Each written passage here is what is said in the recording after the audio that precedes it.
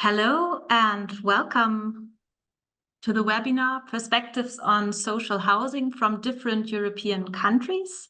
My name is Britta Bockhorn. I'm working at the Academy for Territorial Development in the Leibniz Association, short ARL, and I will guide you through this webinar today. And the webinar has been organized by CReST and the ARL together with the Regional Studies Association, the RSA. And the Regional Studies Association, just to say a few words about this organization, is the global and interdisciplinary network for urban and regional research, development and policy. The RSA supports members with latest research, funding schemes, networking and publishing opportunities, and spaces to grow research and careers. The ARL is a social research infrastructure facility in the Leibniz Association that enables cooperation and networking between spatial science research and planning practice. And we constantly bundle interdisciplinary and transdisciplinary knowledge on current issues on sustainable spatial development. And before we start with the webinar, some general information. This webinar will be recorded and will be made available on the RSA lounge afterwards. And if you don't want to be recorded, then please make sure your camera is turned off and your microphone is muted. And please put any questions that you have in the chat box or raise your virtual hand when we come to the discussion part later on. And if you want to post about the event, please use the hashtag #RSAWebinar. So today's webinar is part of a three-part webinar series on the topic of equity in transitions. And I'm really happy that we were able to arrange this webinar series as it highlights that equity is essential to ensure that transitions are inclusive, that they are equitable and beneficial for all members of society.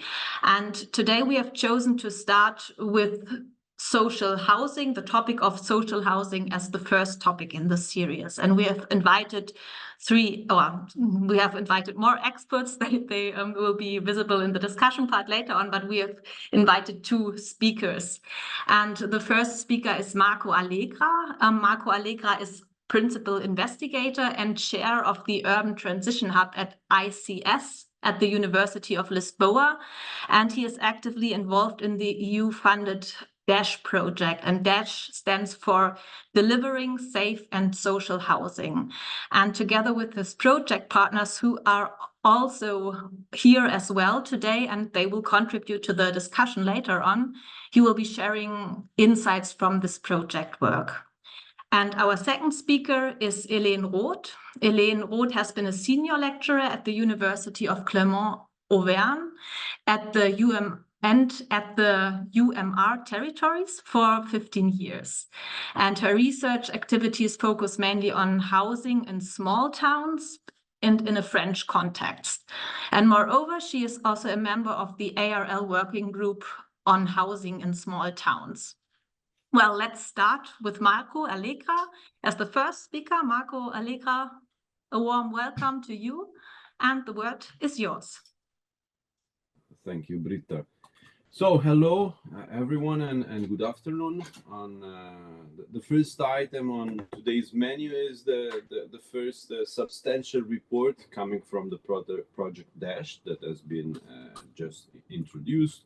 The report is a collection of 4 country reports, so to speak, written by the DASH team, which present an analysis of a social housing system of each of the countries that are part of this project, both at national and local level.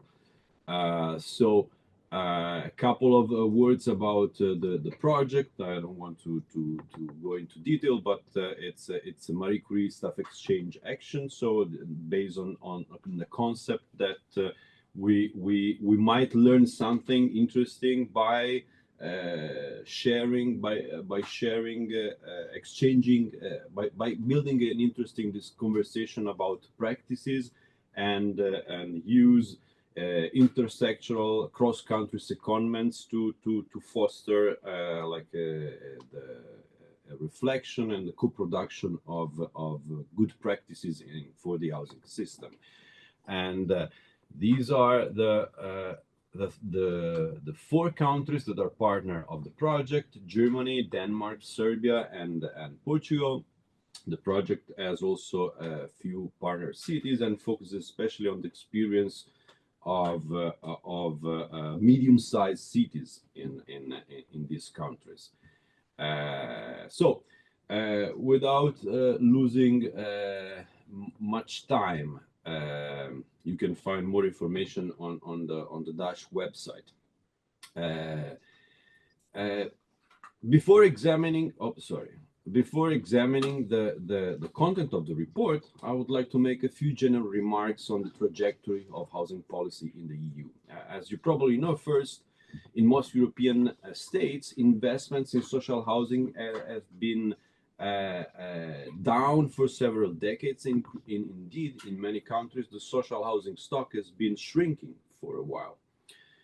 My second point, in the last 10 years, we have been remembered of the importance of housing policy. On the one side, there has been a growing recognition of the importance of housing policy, social housing in our social and collective life. And this has found a reflection in many key policy documents published over the last 10 years or so. On the other side, another reminder has come from in the form of a widespread housing crisis that has hit so many European countries and cities. This is, for example, the case of the city I live in, Lisbon. And this crisis has, of course, assumed different local shapes, blending old and new problems. But again, it's difficult not to see how this crisis has also its roots in decades of divestment from the social housing sectors. Third point, there's some recent news at EU level. Traditionally, in the EU governance framework, housing policy has always been the responsibility of member states rather than of the EU. However, the EU has always exerted an indirect influence over national housing policies, and occasionally a direct one, that is through European money invested in the housing sector. The last and perhaps most important example of this has been the use of the financial resources of the Next Generation EU for national investments in social housing. So far, this has represented the exception of this non-interference rule of the EU in the local housing sector. But the big news is that the new European Commission has appointed an energy and housing commissioner, the gentleman that you see in the picture, and is planning to draft the European Affordable Housing Plan. My point here is the following: it is probably a good moment to think about affordable housing in Europe, and especially through a comparative approach, such as the one we're trying to implement through the DASH project. Now, I won't go into the details of the report, which you will be able to read on the DASH website sooner or later, but we will perhaps have time for some more details in the Q&A. But I would like to single out 3 key insights that come from the comparative analysis of the 4 countries. The first has to do with the key question: what is social housing? That's a pretty basic question and apparently a simple one, but it reveals the complexity of the topic that we're discussing. And we could start by saying that social housing is, first and foremost for us, for the DASH project, is a broad umbrella term identifying the channels through which public authorities create housing opportunities for low-income and or vulnerable households. As such, social housing is a complex concept rather than a single policy object. As you can understand, this idea of social housing includes many different things and channels for public action in the sector. It includes the direct provision of public housing, but also a variety of public-private arrangements. It includes housing subsidies provided to the households, the local legislation on housing cooperatives, and so on and so forth. This also means, and this is my second point, that social housing is also very country-specific in the sense that in each country, the housing system has slightly different overall goals. The mix of policy tools and measures would be different. The target population would be different. The funding mechanism of the system would be different, and etc. To give an extreme example that comes from our experience in the Dutch project, in purely conceptual terms, one could even argue that the Danish social housing system is not about social housing at all, because it is by and large based on non-profit cooperatives, non-profit housing association, rather than on the existence of a publicly owned housing stock. And housing prices are based in this system on construction costs rather than on any assessment of the household's income. Still, it makes sense to understand the system of the Danish Housing Association as social housing, because the system is backed by the state and by and large fulfills the same function of more traditional or widespread system of social housing provision. That is, once again, offering housing opportunities to low-income and vulnerable households. So, for example, it's evident that the ownership of the housing stock is something that differs considerably across countries and in each country at different moments in times. In Portugal and Serbia, for example, social housing is by and large property of the public authorities. In Denmark, we have seen most of it is owned by these housing associations, which work basically as large housing cooperatives in a sense. In Germany, a large part of the social housing stock is in fact privately owned.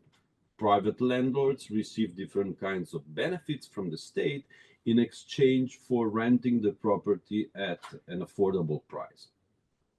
Another key factor, for example, that makes a lot of difference across different countries has to do with the size of the social housing stock. If you have a look to these figures, this tab is the percentage of social housing vis-a-vis the total housing stock. And you should, of course, take these statistics with a pinch of salt, because my point here is precisely that social housing systems are complex. So there is no single figure or piece of data that is able to tell you how the system works in general. However, if we take, for example, the two extremes, Denmark with the social housing stock amounting to 20% of the total, and Serbia, where the same figure is 0.5, these figures don't tell us everything, but are a reminder that quantity is quality in a certain sense, at least in the sense that these figures tell us something about the target population of the local system. In Denmark, 1 housing units in 5 is social housing. This means that the system is considerably geared towards a universalistic approach. Everybody in principle can access this form of social housing, which means that in Denmark, a quite diverse population live in social housing. On the opposite side, in countries like Portugal and Serbia, social housing is reserved for the most vulnerable strata of the population. Indeed, for example, in Serbia, social housing is often built ad hoc in order to accommodate the needs of specific groups. This has been the case, for example, of war veterans and refugees. And my third and final point in this respect: each national system has its own specific historical trajectory. What do I mean?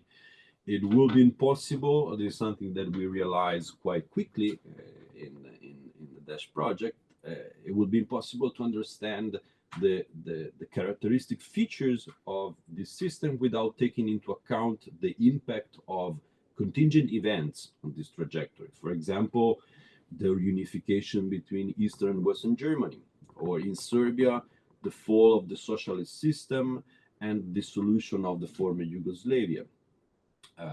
In Portugal, the tourism and real estate boom that has developed in the last 10 years, and so on and so forth.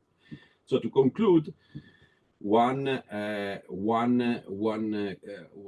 key insight from this report is that social housing system should always be looked at by considering the broader context of each country, and the variety of national approaches to social housing depends in part on the peculiarity of their history, of their welfare systems, of their administrative tradition, national and local legislation, and so forth and so on. Second important point, it's about the idea of affordability. That's a key element in any definition of social housing. At some point, the system just has to produce affordable housing opportunities. Otherwise, what is the purpose of it? So housing affordability can, of course, be measured statistically, and it is measured statistically, for example, through reference to the so-called housing cost over burden rate. That's Eurostat, for example. However, each country has its own concept and mechanism or concept of affordability and mechanisms to guarantee that apply to social housing. For example, in Portugal and Serbia, housing costs are income-based and heavily subsidized by public authorities, meaning that social rent would depend on the household's income, and it's way below market value. We could say that in these two countries, affordability is inbuilt in the idea and the mechanism of social housing. On the contrary, for example, in Germany, affordability is expressed as a percentage of market values. In Denmark, the value of the rent depends exclusively on construction costs. As a result, social housing in these two countries can be sometimes quite not affordable for many households. That is, if market values or construction costs are quite high relative to the household's available income. And here is where, for example, the local welfare system steps in. If you are struggling to pay your rent, you can ask social services to give you a housing subsidy. So the costs remain the same, but you're paying just part of it.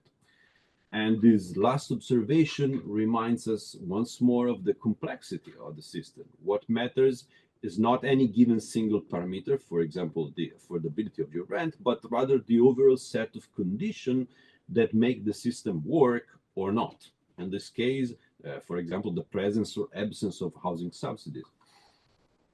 And indeed, if we want to discuss housing affordability, could even expand the discussion to include factors that seems to have little to do with social housing per se. For example, home ownership. If I think about Portugal, for example, it's pretty clear that public support to home ownership has represented the main channel for providing affordable housing opportunity to a vast segment of the population between, let's say, the 80s and the early 2000s.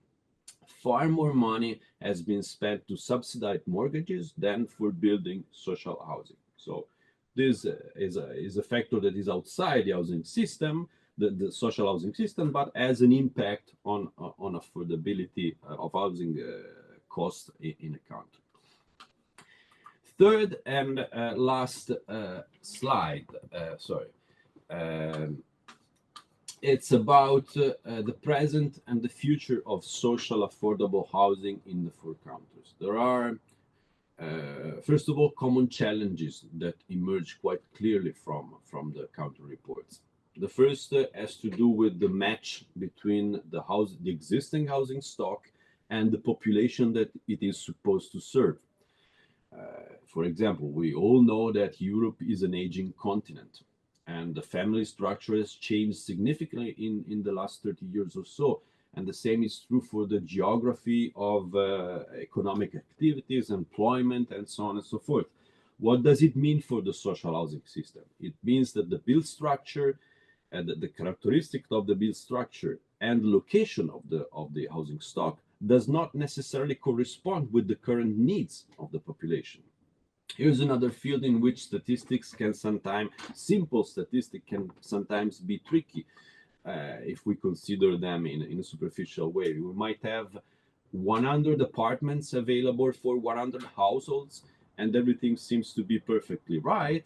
But what if 50 of these apartments do not have an elevator, and 30 of the households are made up of people 75 years old or older? Or if 50 households need to live in Lisbon because they work there, but only 30 houses are available in the city, and so on and so forth. So a first big challenge is to adapt the social housing system to the needs of a changing population. Another big problem is that is being felt currently all over Europe, concerns the housing cost, the rising housing cost, the rising cost of housing provision, to be more specific. This is generally true across all the components in the final price of a house. The land costs have increased, building is more expensive, credit is more expensive, and this creates significant challenges in all of the 4 countries that we're studying. Last but not least, the social housing sector, because of its nature, it's always at the center of many debates that go beyond housing policy itself. For example, debate on immigration and multiculturalism, on crime and security, and so on and so forth. This is something that we all know, that social housing tend to be a hotspot with respect to these debates. And speaking of these challenges, not all challenges, of course, are created equal, so to speak. For example, like in many other respects, Denmark is an outlier here. In Denmark, the debate is mainly about the best way, as I understand it at least, the best way to tweak a system that is traditionally efficient and rather rich in terms of resources. And despite important differences between them, Germany, Portugal, and Serbia are facing more severe and structural problems, for example, in relation to the lack of an adequate offer of social housing opportunities, the inability to sustain a durable build-up in the sector, that is, how to increase this offer over time, and the existence of severe local housing crises that are due to many factors, but for example also to the influx of resource-rich mobile population, which is outpricing local residents. This is the case of cities that are experiences like Lisbon, for example, significant tourist flows, or the influx of certain kind of population, like students population or professional that are attracted to this or that local context. And I would like to conclude, because my time is almost over, by offering some final remarks on the state of housing policymaking in the 4 countries. In Denmark, we have seen in recent years the development of a lively debate on how to preserve the traditional features of the system, that is, provide the ability to provide quality housing options for everyone, and to maintain the social diversity that has historically been a defining trait of the local housing system. And this debate has produced quite a lot of policy initiatives, some of which are controversial, whose impact should be carefully observed in the next few years. In Serbia, Serbia sits on the opposite pole. The political debate seems to be lagging behind. Housing issues seems to be of interest to a growing number of NGOs and civil societies initiatives, but no political actor of some importance seems to list these matters in a high position among its priority. Germany and Portugal are in a sort of intermediate position in this respect. The German government has recently recognized the scale of the severity of housing issues in the country. It has expanded financial assistance to vulnerable households, and would like to increase the offer of housing stock, both in the social housing sector and beyond. However, we still don't know whether or not this intervention will be successful, because increasing subsidies can have a further inflationary effect on the housing market. And so far, the expansion of the housing supply has lagged behind government's wishes and forecasts. The Portuguese government have recently enacted new legislation and promised a paradigmatic shift in the housing sector. The idea is to transition toward a more universalistic system and modernize the governance of the sector. And in fact, the post-COVID influx of EU money has provided significant means, financial means in this respect. However, once again, right now it's difficult to understand if this will bring significant results, expanding the offer, for example, and importantly, if this policy goal will be maintained as EU money, the inflow of EU cash dries up. So, as you see, many challenges, many different configuration of the local housing system, many different configuration of the housing politics in each country. I don't have any particular brilliant conclusion to offer to you, but I can promise that we will keep an eye on that through the DASH project in the next couple of years. Thank you very much. Thank you very much, Marco, for these interesting insights into the DASH project or the DASH report. And in order to not lose time, we will continue directly with Hélène Roth, and we will have the discussion with the audience afterwards. Hélène, the word is yours. Thank you. Well, I would like to thank you for the invitation. And I'm very glad to join you today, and I've been very interested by the report of the DASH team on social housing and by your presentation today, Marco. Well, my reading of this report is, of course, situated. That is to say, my comments will refer to the case of social housing in France, which is one more specific case in Europe. By reading the 4 reports on the 4 countries with my French classes, 3 main general aspects come to the fore. The first one is the great diversity of social housing systems, as you said already, Marco. The second one is that beyond this diversity, the trajectories of social housing are marked by similar developments and face common challenges. And the third point I will mention is the idea of affordability and how it is conceived in France. Well, first, the DASH report highlights the wide diversity of social housing systems in Europe, from the Danish system, which used to be a universalist one, to the very residual social housing system in Serbia, for instance. The French case is quite near to the Danish one. It is considered as a generalist social housing system. The goal of the social housing sector is to improve the living conditions of people with low income or deprived people, but also to contribute to social mix in neighborhoods in cities. And well, indeed, as you can see on the chart, 2023, there were 31 million occupied dwellings in France, and about 18% of them were in the social housing sector. And this rate is quite stable in the last decades.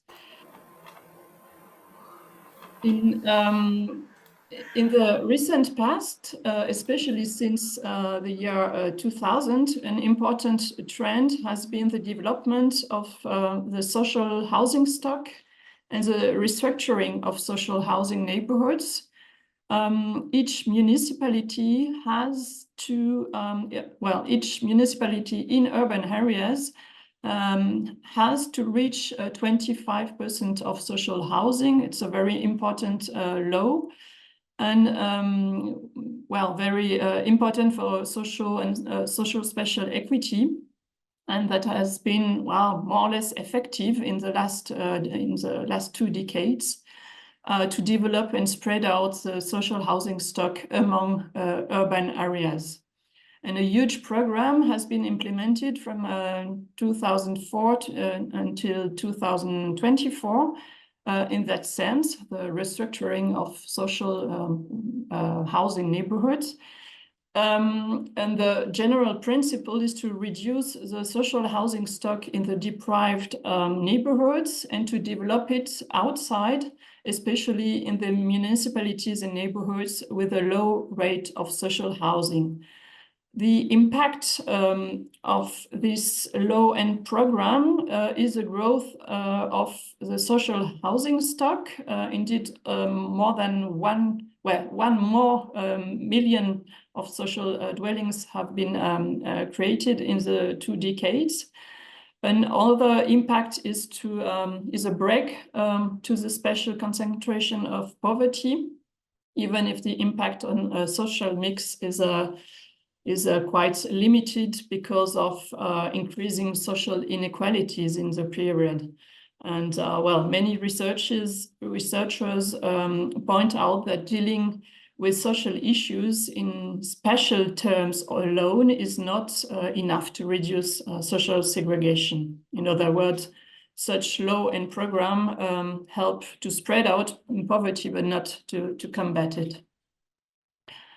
What also emerges from the DASH report reading is that beyond this diversity of social housing systems in Europe, social housing in different countries share common trends and challenges, and you also underline it, Marco, in your presentation. For instance, the German and the Danish and also the Portuguese reports underline the social and spatial decoupling of supply and demand. And well, maybe because I'm a geographer, I have especially noted the two-phased housing crisis, with housing shortage in large urban areas on the one side, and high vacancy rates in rural or declining regions or declining and shrinking towns and cities on the other side. And of course, this is also the case in France.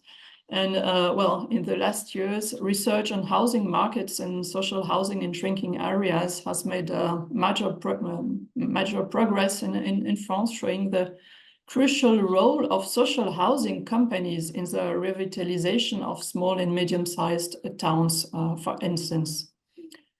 But another trend is also the political devaluation of social housing that has been highlighted by the Danish report. For example, because the National Building Fund is under political pressure with the so-called parallel societies legislation, and this echoes developments in France. In France, well, the promotion of private home ownership is not new, as well as a narrative and political devaluation of social housing, which is subject to social and ethnic stigmatization. Even if the demand for social housing is still increasing, the discursive devaluation has impacts on policies on national level, with a lack of political and economical support to the social housing sector, especially since 2017, and the reduction of well, financial resources for social housing companies. That has led to a marked slowdown in the construction of social housing in France, as you can see on the chart. And the economic viability of the social housing sector is at stake, as well as its social goals. The DASH reports, the 4 DASH reports of the 4 countries also point out in the 4 countries rising rent prices and the impacts of land shortage on social housing, especially in urban areas. The German report, for instance, underlines the rising commodification of housing, and this trend can also be observed in France in a certain way. Indeed, and especially since 2017 and different reforms, the social housing sector is caught between increasing needs and costs on the one side and declining resources on the other side. Well, as Marco mentioned already, the aging population, the rising social inequalities, the energy transition, increase in needs for social housing units, and the costs for social landlords.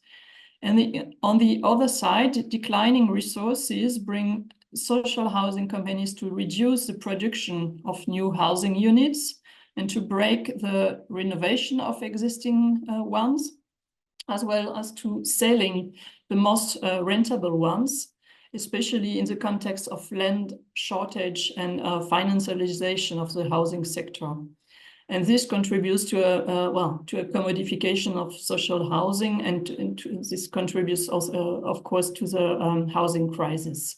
So that the sustainability of the social housing sector is at stake in France today, especially in larger urban areas, but also in middle-sized cities. Finally, another interesting contribution of your DASH report is a discussion about the liability of the concept of affordability inside and outside the social housing sector. And again, the conceptions of affordability are very different from one country to the next, as you said. Although the SILK survey helps measuring and comparing it at European level.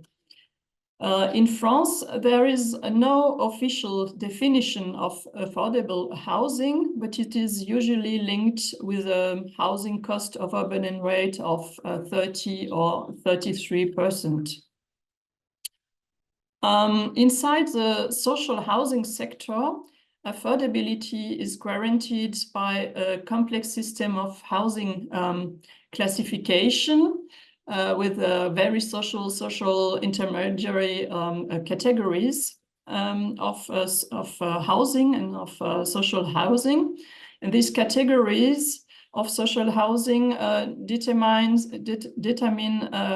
the rate of loan, of construction subsidies, of tax advantages for landlords.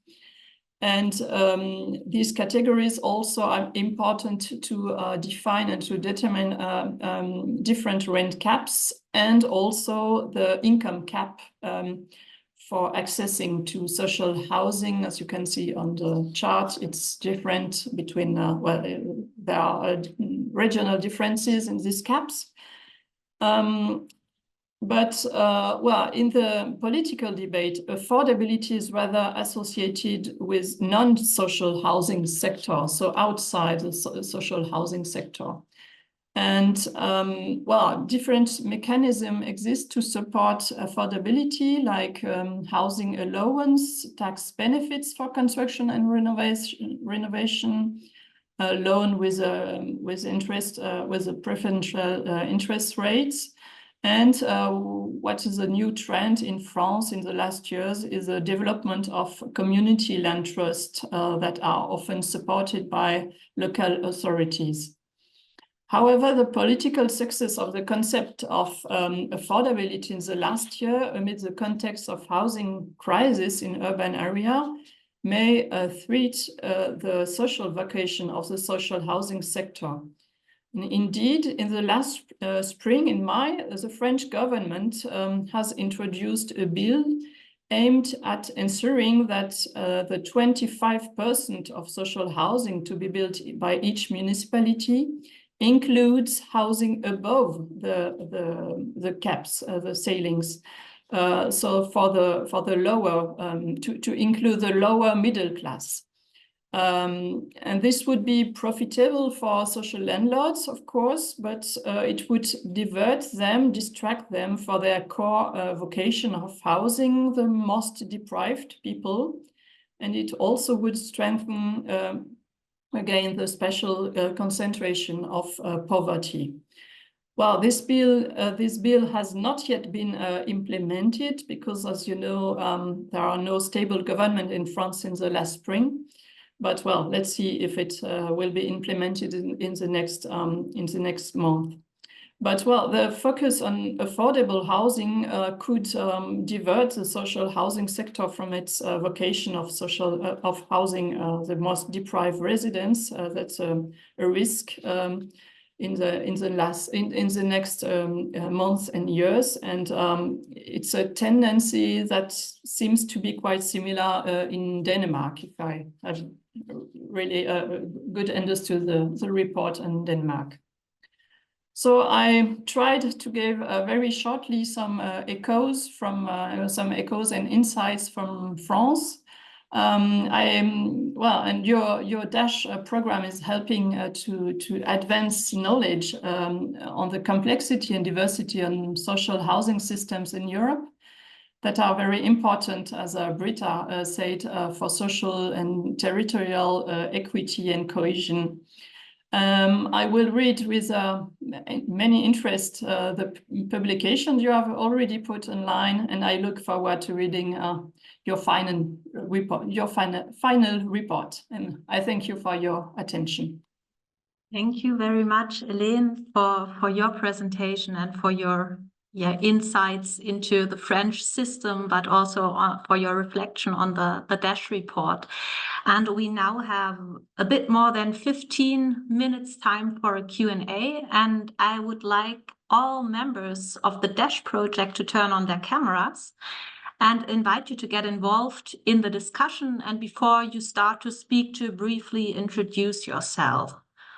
And you are welcome to post your questions either in the chat box or simply raise your virtual hand, and turn on your camera and your microphone.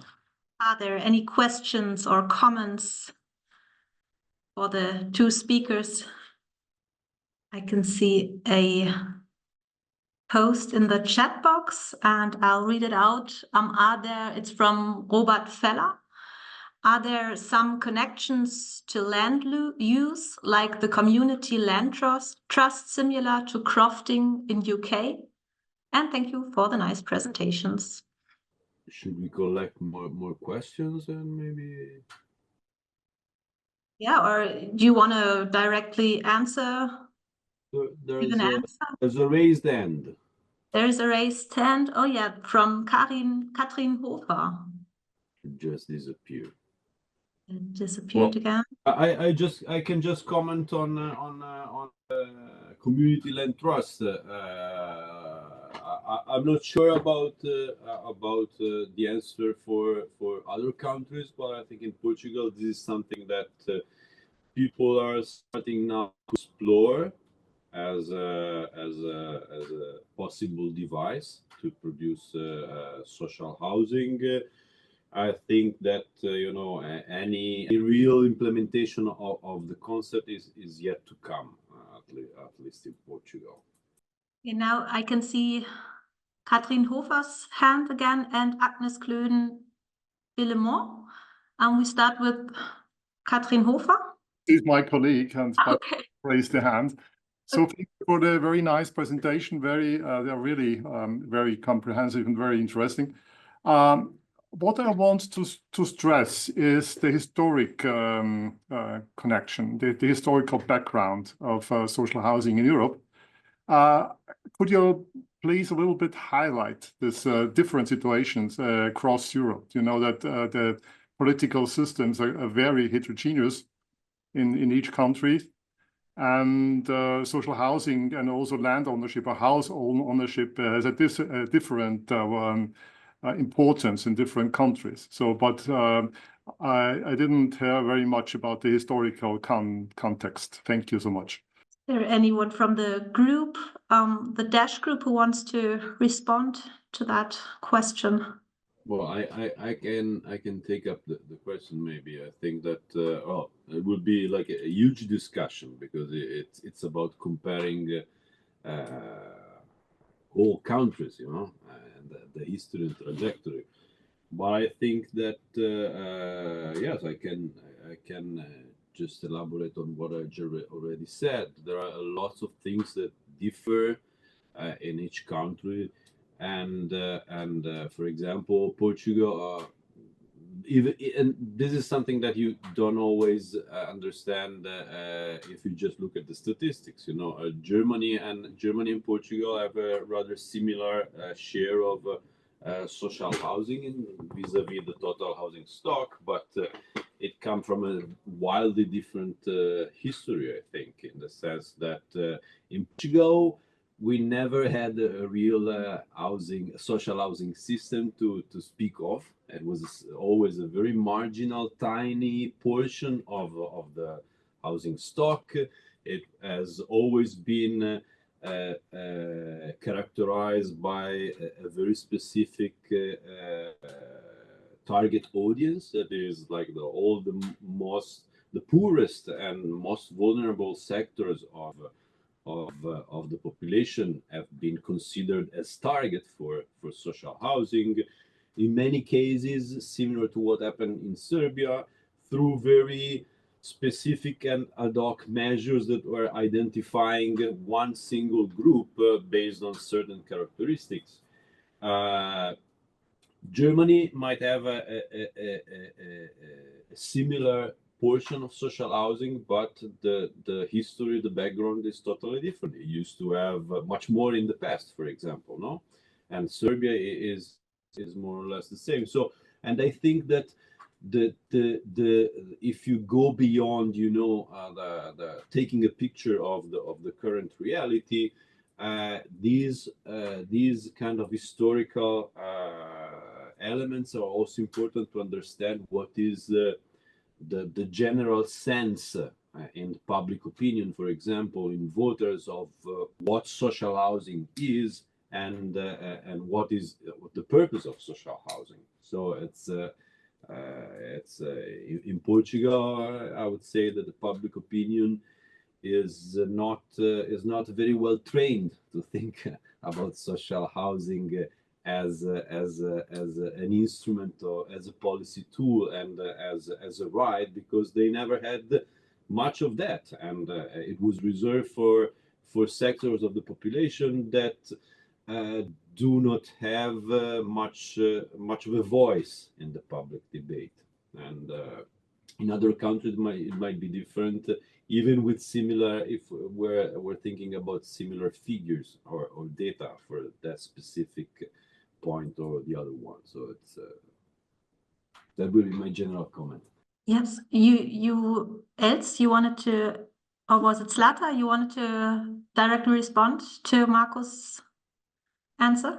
Hello to everyone, and I would like to add on this issue of historical perspective, and because that issue was really very well discussed among our group, and how those trajectories of social housing is important to follow in each country, and how that would put the different perspective on our 4 countries. For example, in Serbia, we had the situation at the beginning of 90s, very similar to the Danish situation. We had more than 23% of public or socially owned housing stock. And due to intensive privatization, we decreased to very, very low level these days. So just having in mind this or exploring or comparing also these historical perspectives would also give another picture, another view to our reports.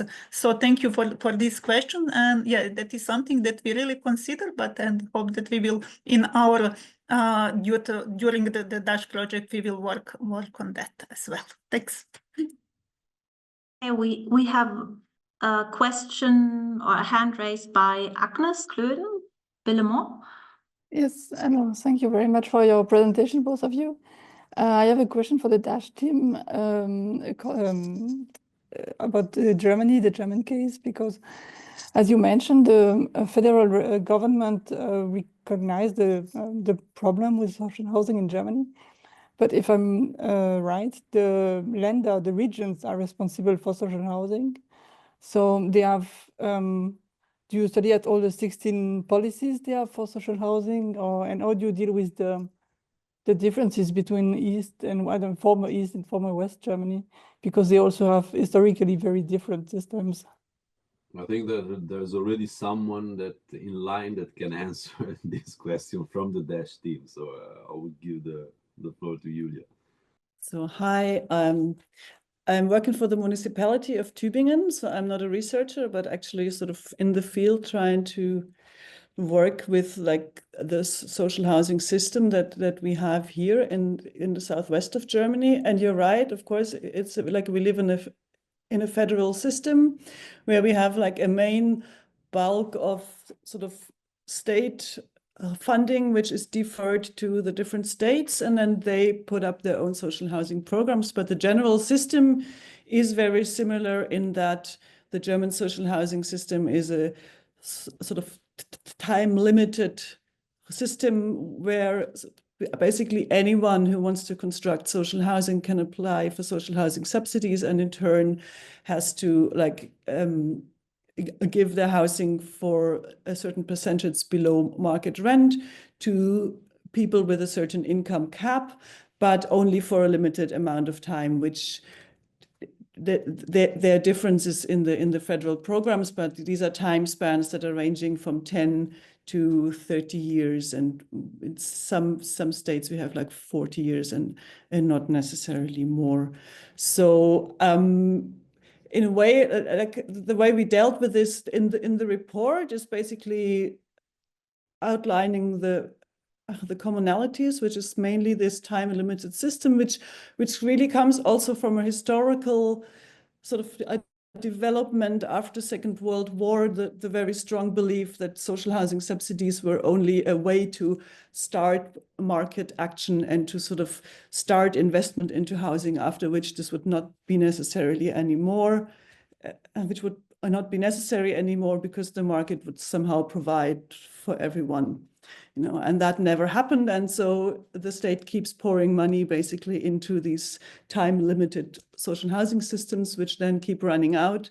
And it's not a very sustainable system, but it's sort of in a historic sense, that's how it sort of developed. And then, of course, we looked in the report at the difference between the Western German system and the former Eastern German system. And of course, what happened there, there's also very, very different policy trajectories. And just to respond to the former question about the historical trajectories, of course, it's very interesting to look at these trajectories, especially if we look at countries which now have like very, very different systems, but which in a way at some point way back in time started out with similar ideas. Like if you compare Germany and, for example, Denmark, which now has a fairly stable social housing sector, which really provides housing for a large percentage of the population, which in Germany is totally not the case. But before Second World War, they started out with sort of similar initiatives, which were mostly like a workers' initiative with like mostly a socialist background, founding their own sort of housing associations and eventually gaining state funding for these kind of ideas of self-provisioned housing of certain parts of the population. And then that kind of system was completely destroyed and upended within sort of Nazi Germany, and kind of continued in a very different way and became very institutionalized in the case of Denmark. So it's kind of interesting that the similar ideas sort of like what kind of progression they made, and they were either supported or they were changed over the years. And I think we can also learn from history in a way that which system worked and which system obviously didn't. I think that becomes relatively clear when looking at the reports as well. So I'm kind of looking forward to more discussions within the DASH team, and I think you've already had a question in the chat, sort of what does it mean for the future? What are the policy recommendations? And yeah, I would strongly suggest that the future has to do with the past, and that it really makes sense to look back and learn from what happened. So much from me. Okay, yeah, thank you, Julia. So we have another question in the text or in the chat about why Germany is developing into a more universalistic approach, and maybe Julia, you can add on that, or you could continue and say a few words. I wouldn't necessarily say that it's developing a more universalistic approach. It just has mainly become clear that a larger percentage of the population is in need of some kind of housing subsidies, because the market rates are so high that not only low income people cannot afford like market rents, but also people with middle incomes. So the income caps for social housing have been raised, so more people are able to access social housing, which doesn't mean that there's more social housing that is there to access. So I'm not sure if it's really becoming more universalistic or it's more geared towards the middle classes now, and people on the very low end of the income spectrum have even less possibility to access social housing. So that would be my take on it not necessarily becoming more universalistic, actually. Thank you. And then, we almost are at the end of this webinar, but there is a question regarding the report, if the report has already been published.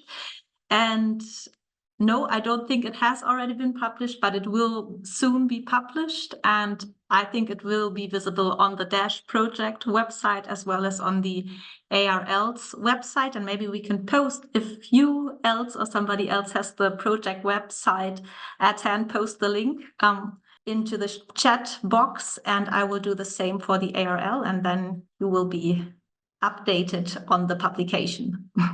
Well, and then, we'll need to come to an end. And I want to say thank you to everyone, especially, of course, to Marco and Hélène for your inputs, but also to all the DASH project members who contributed to the discussions, and for everybody else for your valuable discussions and questions. And I feel a bit like that we could have continued our conversation a bit longer, but well, our next webinar will focus on energy justice, and it will be held on the 14th of March at the same time as today's webinar.